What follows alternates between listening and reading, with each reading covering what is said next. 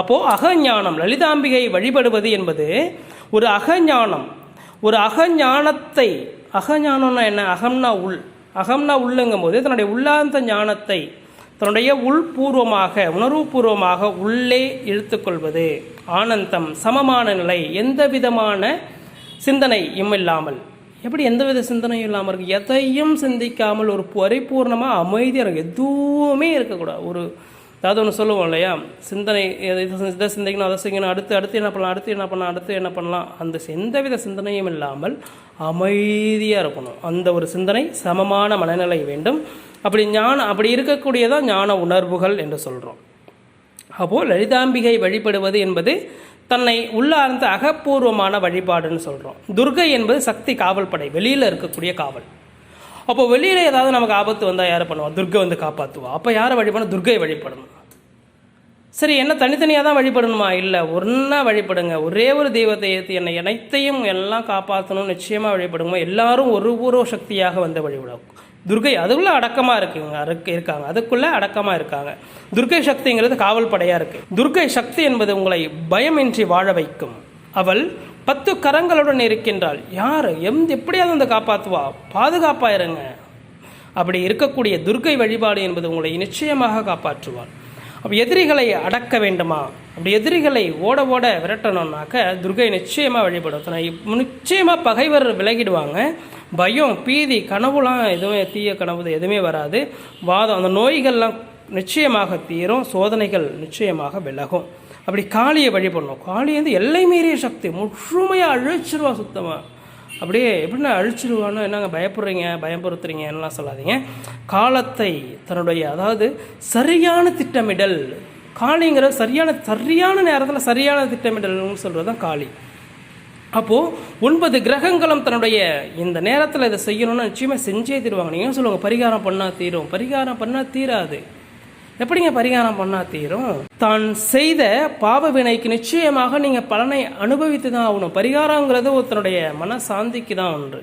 ஆக கிரக பலன் என்பது நிச்சயமாக இருக்கும். கிரக பிரச்சனை என்பது நிச்சயம் நீங்கள் அனுபவிச்சு தான் ஆகணும். அப்போது ஒவ்வொன்றும் சிந்தித்து தான் செய்யணும்னு சொல்கிறோம். அதாவது தன்னுடைய பாவ வினைகள் நிச்சயமாக நல்லது செய்யுங்க. கெடுதல் என்பது தீய பலன்களை முழுமையாக தவிர்த்து விடுங்கள். அப்போது அந்த நிச்சயமாக கிரக பலன் என்பது நிச்சயமாக இருக்கும். அதை வழி நடத்துபவள் யாருன்னா காளி தான் வழி நடத்துகிறா.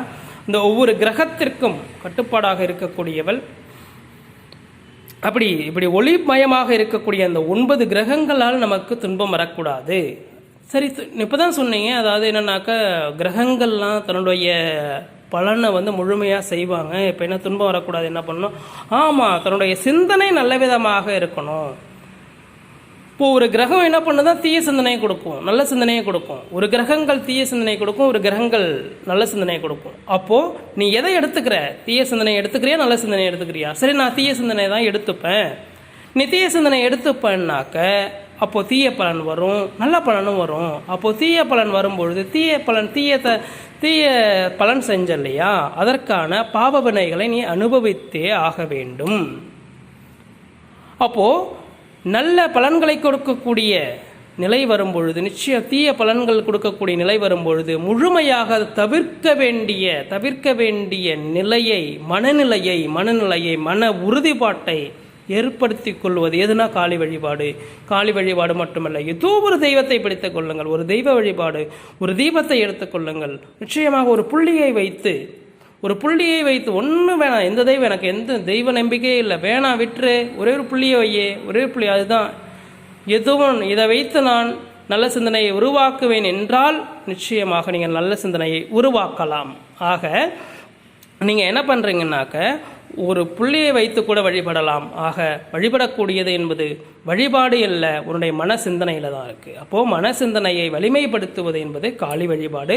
ஆக நீங்கள் எப்படி வேண்டாலும் வழிபடுங்கள், ஒரு புள்ளியை வைத்து கூட வழிபடுங்கள்.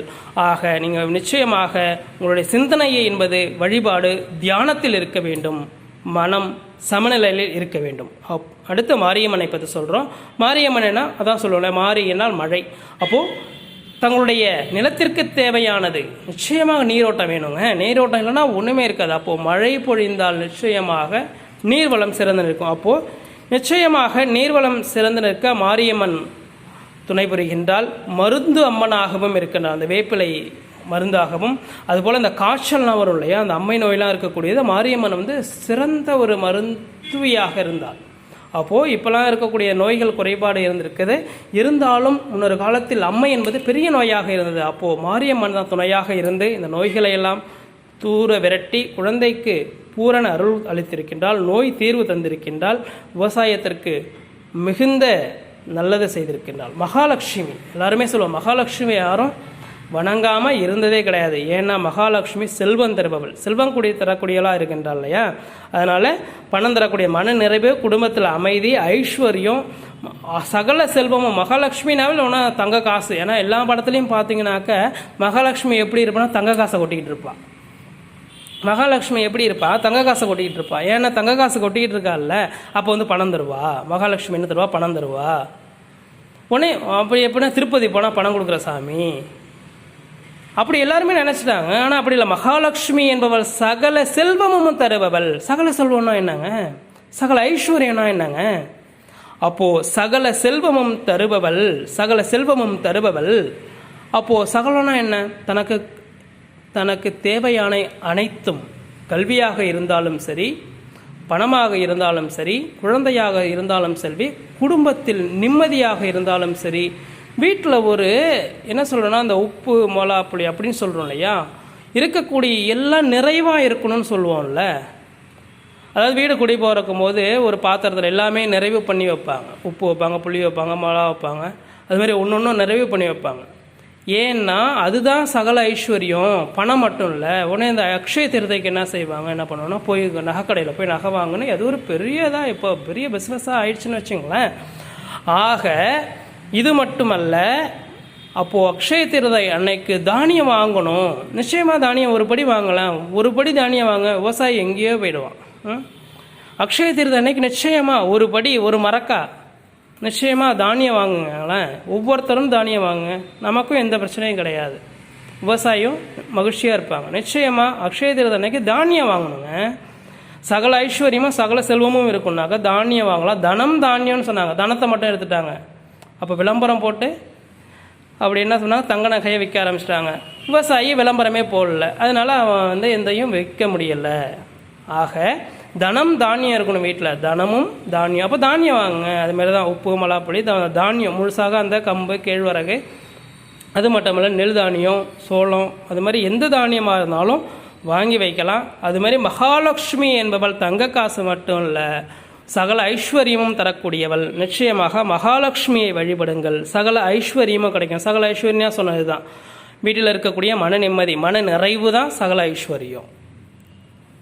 அப்போது பாலா திரிபுர சுந்தரியை வழிபட்டால் நிச்சயமாக பூரணமான நலன் கிடைக்கும், குழந்தை பாக்கியம் கிடைக்கும். அப்போது பசுமை முகமும் ஒரு குழந்தை சிரிப்பும் அதிலே முகத்தை காக்கக்கூடிய சக்தி இருக்கும்னா அது நிச்சயமாக பாலா திரிபுர சுந்தரி தான். அப்போது அவளுடைய வாசகங்கள் குழந்தையாக இனிமையாக இருக்கின்றது, குழந்தை பாதுகாப்பாக இருக்கின்றது, மன அமைதியாக இருக்கின்றது, மென்மையான பாசம், கல்வி, இசை கலந்து அவருடைய பக்தியில் இருக்கிறது. ஒரு ஆன்மீக பயணத்தில் பில்லூர் ஸ்ரீ ஆதிசக்தி பாலா ஞானபீடம் பாலா திரிபுர சுந்தரியை மிக பிரம்மாண்டமான ஒய்யார பீடத்தில் அமர வைத்து பூஜைகள் செய்து வருகின்றது. நீங்கள் நிச்சயமாக இந்த பாலா திரிபுர சுந்தரியை வழிபட இந்த ஞான பீடத்தை அணுகி பில்லூர் என்ற அழகிய கிராமத்தில் நீங்கள் நிச்சயமாக பூஜை வழிபாட்டு முறைகளை செய்து வரலாம். நீங்கள் இந்த பில்லூர் என்ற ஞான பீடமானது கும்பகோணத்திலிருந்து காரைக்கால் செல்லக்கூடிய சாலைகளுக்கு இடையில், சிதம்பரத்திலிருந்து திருவாரூர் செல்லக்கூடிய சாலைகள் இடையில் பில்லூர் என்ற அழகிய கிராமத்தில் இருக்குது. நீங்கள் தொடர்ந்து தரிசித்து வரலாம்.